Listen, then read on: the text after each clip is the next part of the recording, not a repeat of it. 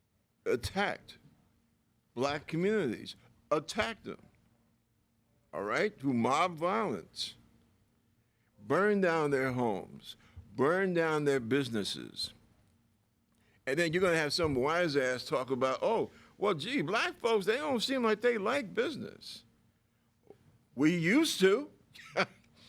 We used to, until it got to be a regular habit in America. Anytime white folks had a bad day, they would go and burn the black side of the town, burn it down to the ground. And after a while, that gets old.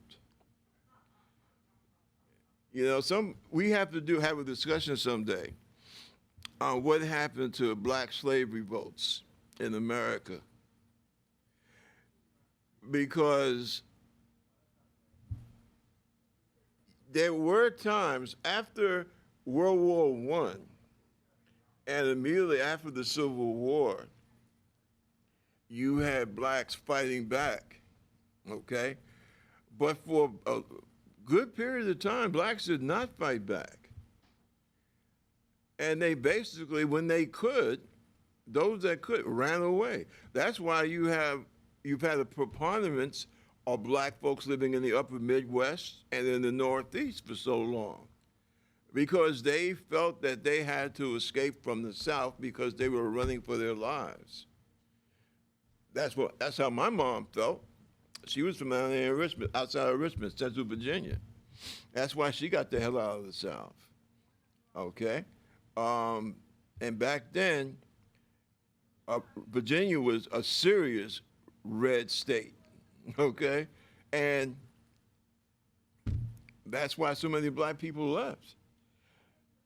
When the Irish felt that they were being persecuted for their religion, the bishop of New York, the Archbishop of New York, he became the cardinal. He told white Protestant New York that if another hand was raised against an Irishman, a Roman Catholic Irishman, New York will be made to look like Moscow.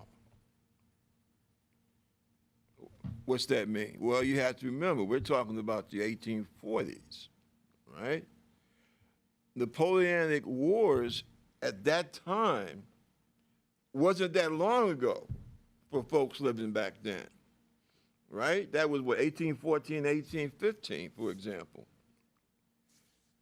Ever hear about Napoleon marching into Russia and literally getting his butt kicked? Not just by the Russian army, but by the Russian winter. And what really played into that was the Russian partisans. They burned Moscow. They burned their own city so that the French, Napoleon's army, would have nothing to live on, to subsist upon. And that cardinal was saying, look, if you keep messing with us, we will burn New York to the ground. This is the Roman Catholic cardinal of New York City. That was, when did he say? I think it was about like 1850, somewhere, 1851. And then again, in 1863, and no, I'm not holding this against my Irish-American friends. Been to Ireland, it's a beautiful place. I love it over there. But America has this way of turning nice immigrants into desperate, frightened, angry, hate-filled human beings, unfortunately. And they felt that it was some kind of ploy, some kind of plot. They felt that the Irish workers felt that they were going to be replaced by former black slaves in the South who would come to New York and other spots in the North and take their jobs. Now, of course, a lot of Irish folks at that time didn't look at the fact that the first thing a lot of black men did, they joined the army. So it wasn't like, well, Lincoln freed me, I'm escaping from the South. I'm going to come north, and I'm going to take this Irishman's job. And then Lincoln's going to take him and put him in the army, and he'll go and fight for me. So more of my folks can come up north and take more Irish jobs. No, it wasn't like that at all. But those Northerners who were unfriendly to the idea of ending slavery, they put that word out there, see? And it was still, I think, the draft riots of 1863, that still rates as the worst case of urban destruction that we've ever had in America. But we don't talk about that. It's not being taught in schools. And you see, this is the annoying thing about America. This is why folks in Europe think we're so damn dumb. And to a point, they're right. Because we don't know who we are. And I think that some of that is because we're afraid to find out. And some of it, I don't know, maybe, especially like a lot of white Americans, maybe they think that they might not like themselves. And I think that that is just so crazy. Because we have to get, we have to keep in mind that it's about the individual, all right? Don't judge me by what you thought of, what you might think of my dad. Judge me for what I do. However, if you're going to walk around and be totally oblivious to what's happened in your past, then as far as I'm concerned, you're a danger to the Republic. All right? You're a damn foolish danger to the Republic. Any more than those idiots when they had the insurrection this past January 6th, walking around with Auschwitz T-shirts. Well, anybody knows that, if you know anything about history, you know why walking around, especially in the nation's capital, with an Auschwitz I hope I'm pronunciation, but anybody walking around with an Auschwitz T-shirt is an ass, okay? Knowing what it means to the Jewish community. And see, that takes me into two things. It takes me into these people who always want to complain about, oh, well, everybody's trying to be so politically correct. No, there's no such thing as politically correct. That was thought up by a bunch of right-wingers who were upset that you can't call people out of their name anymore. And also, you have these people, I don't know what the hell they're doing in education, who basically don't want to teach about the racial history of America. And I'm saying, well, listen, our Americans are dumb enough. I'm sorry, but it's just a fact of life. Excuse me. I got a new phone. And everyone wants to call me, it seems. Anyway, how in the hell is a person supposed to grow up to be an intelligent, responsible person if they don't know their history? We know from all the damn daytime shows we watch, we know people who don't know who they are. Who was my dad? Who was my mom? Those folks usually wind up having some type of problem. And these people who want to stop teaching history, they want us to be a nation full of problems. I have a solution, though. And I'm going to let my Congress people know any school, and also the Department of Education, any school that does not teach the full American history curriculum, um, they should have their accountability taken. You know, that thing that says, well, yeah, you went to a real school, that should be snatched. And come to think of it, while I'm talking about things, maybe this might be a pet peeve of mine, but I don't believe in homeschooling unless for, health reason, something along those lines. And I'll tell you why. Homeschooling is done at home. Hence the name homeschooling, right?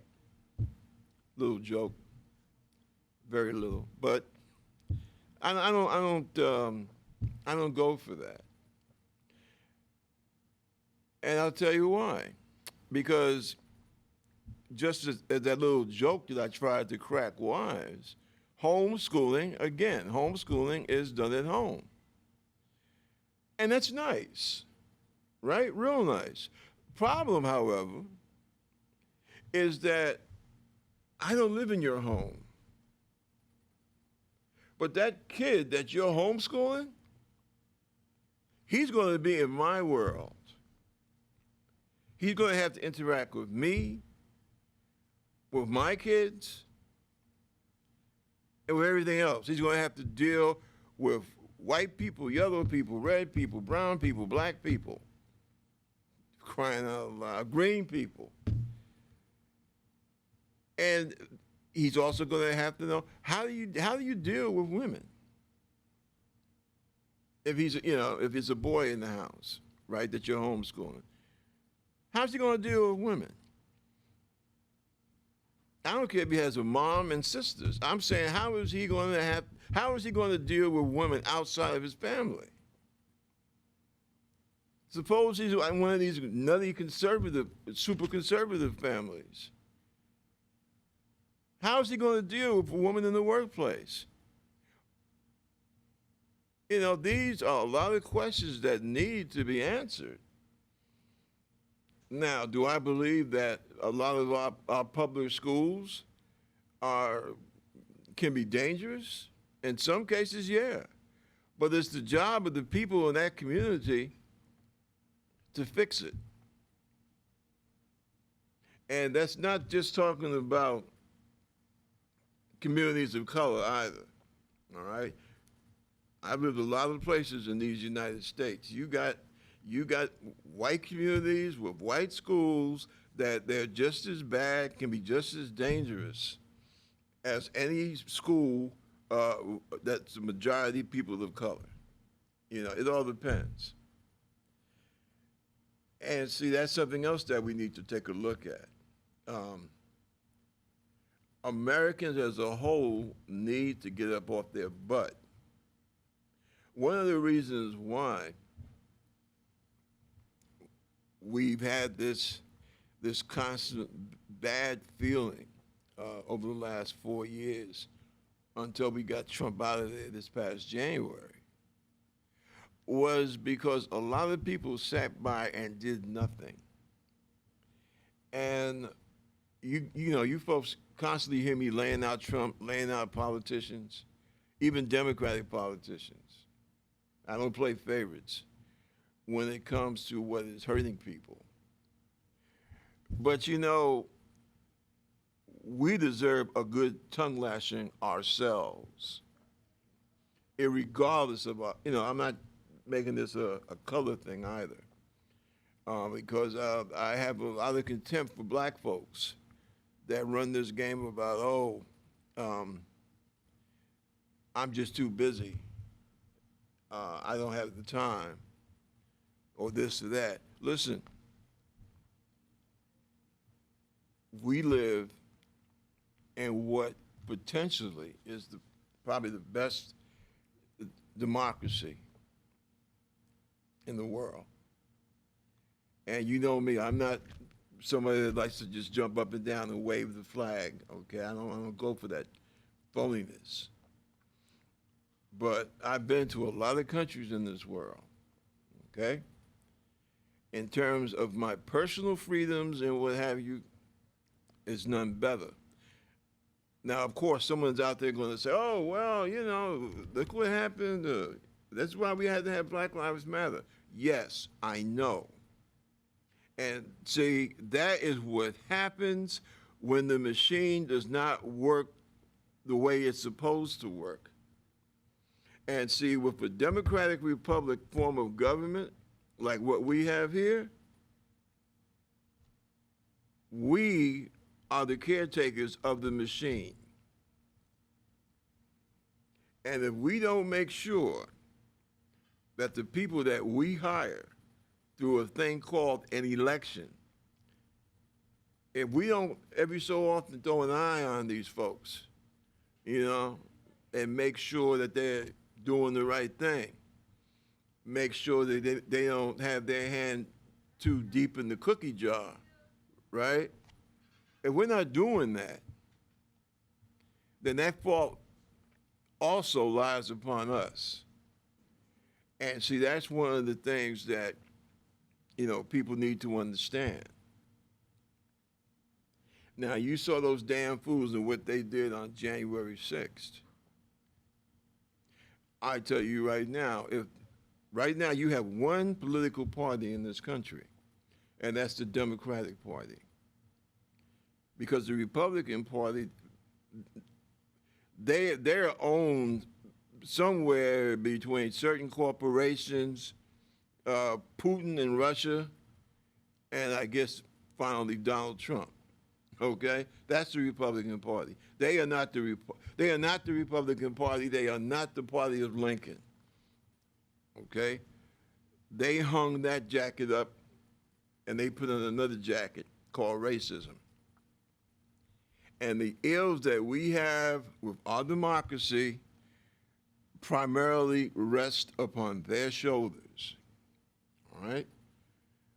They are the ones that basically dragged us into the Middle East, okay, got us involved. What did Obama say? Stupid wars, right? They are the ones that did that. And America has paid the price. You have no idea how freaking angry I get when I go up to the VA Veterans Hospital. And I see some 22-year-old walking around with one leg, okay? Get that? Walking around with one leg. And I ask myself, for what?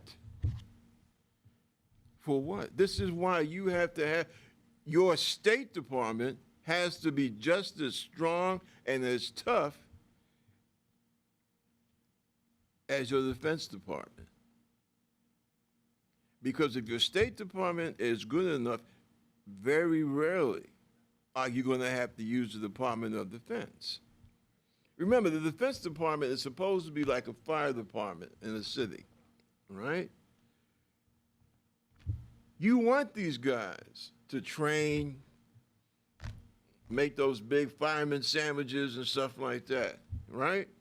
That's what you want them to do. You don't want the situation where there's a disastrous fire going on somewhere in town and there's not enough firemen.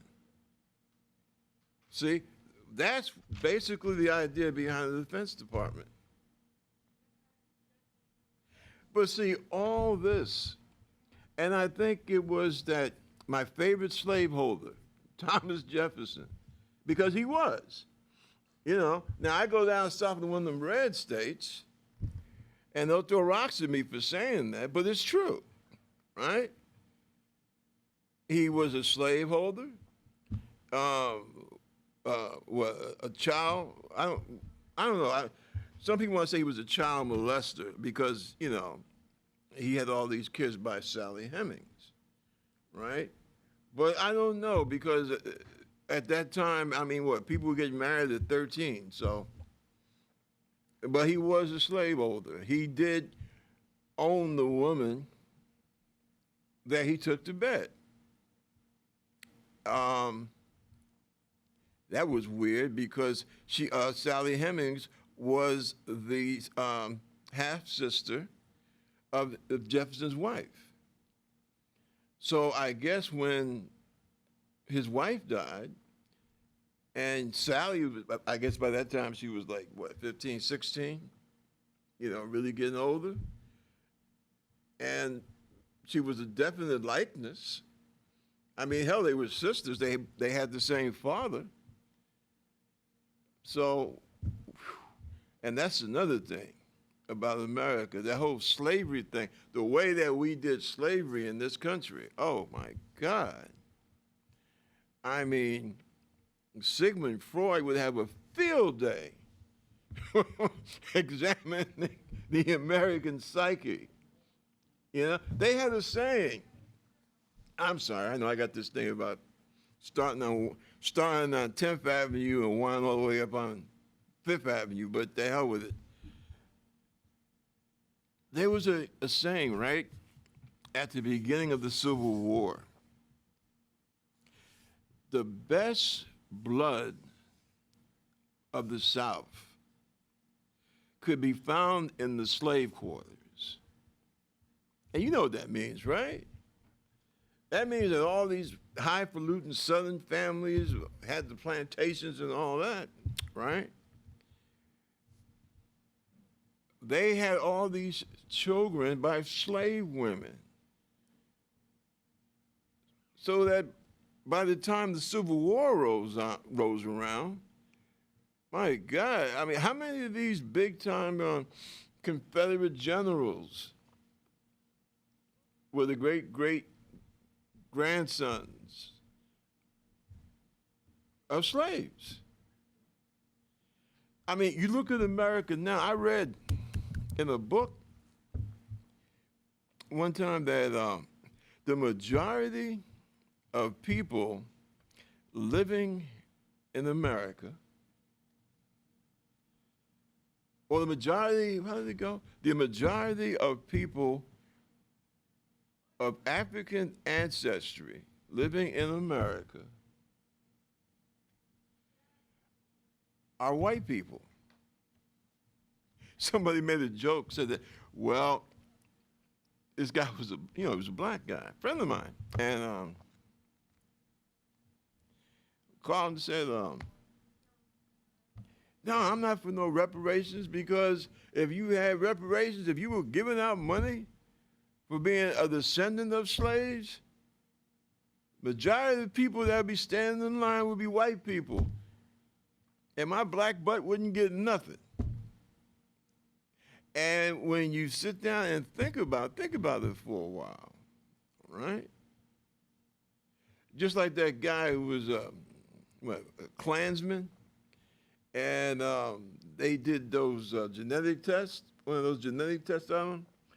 Come to find out, he's like 15, 20% African American, or sub-Saharan African. But that's what happened. The heart goes where it wants.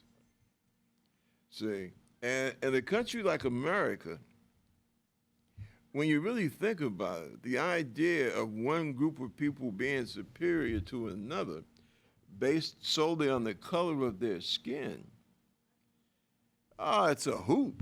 It truly is.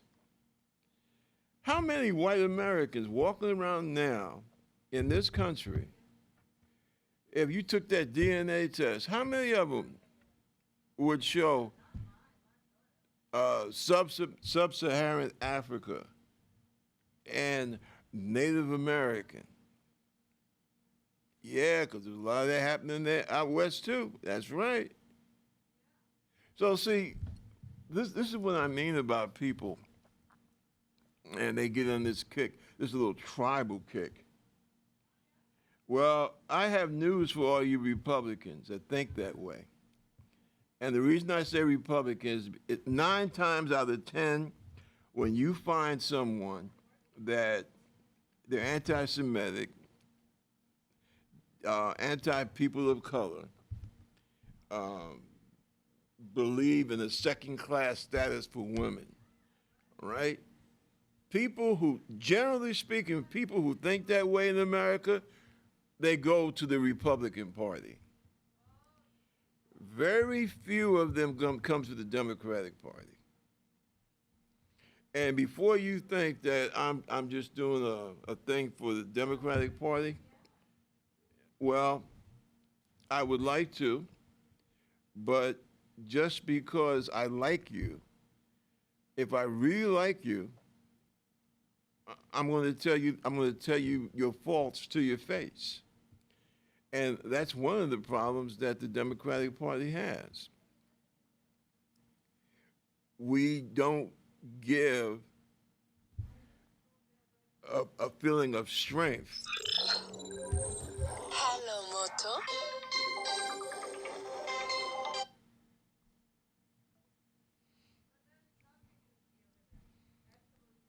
Okay.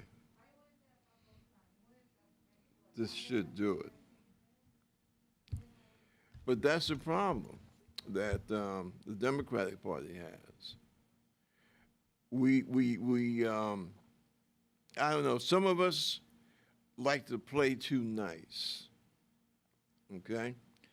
Um, some of us, I don't know. Does the Democratic Party feel that to stand up and tell it like it is, would that make you look too much like, I don't know, like Trump followers or something? Well, I disagree. I think that you have to remember, you have a lot of people here of a working class background. And the thing about working class people, don't bullshit them and don't lie to them. You can educate people, right, without them feeling that you're talking down to them. No matter what happens over the next 4 years, right, starting from January 22nd, whatever, starting from January, um, starting from January of this year, no matter what happens, come 2024, 25,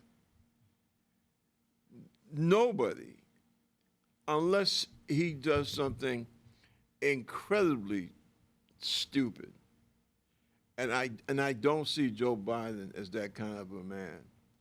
But unless something like that, he does something like that. Other than that, people are going to have good thoughts about Joe Biden because he has that working. He's a working class guy. I don't care whatever you might think of him. And he talks to people. And hopefully, if he can avoid the so-called political, talking heads, the experts, right? The political contractors and all that kind of. Look, if he stays away from them and just talks to people like he does, I think he'll do just fine. Of course, we all get older. We all have to face that, and time marches on. But that's what I mean. You have to, you talk to people straight up, and you talk to them from a position of strength, right? And maybe,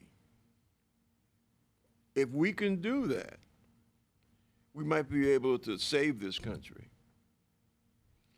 Because if you don't think that America is on the danger of losing it, and when I say losing it, I'm talking about our form of government, our laws. We are damn close. And it might not be comfortable to talk about, but it's real. See? And this is the time for the Democratic Party to really, like they used to say, show some guts. Our goal, number one, as far as I'm concerned, the whole family deserves it. But concentrating on Donald Trump, I think that would suffice. Okay, he needs to go to jail for all the things that he's done, both while he was in office and before he went into the White House. He doesn't get a damn free pass. No one gets a free pass in America. You, me, our kids, our friends.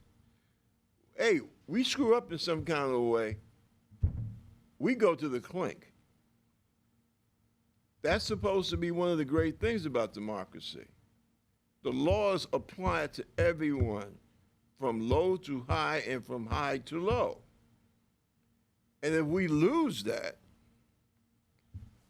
oh shit, we're losing we're losing, basically we are losing who we are. And we can't afford that. That's why the Democrats need to push for it. All those folks that were involved in that insurrection attempt, they need to be put away. They need to go to jail. And those in that crowd who are veterans, if they're getting a retirement check,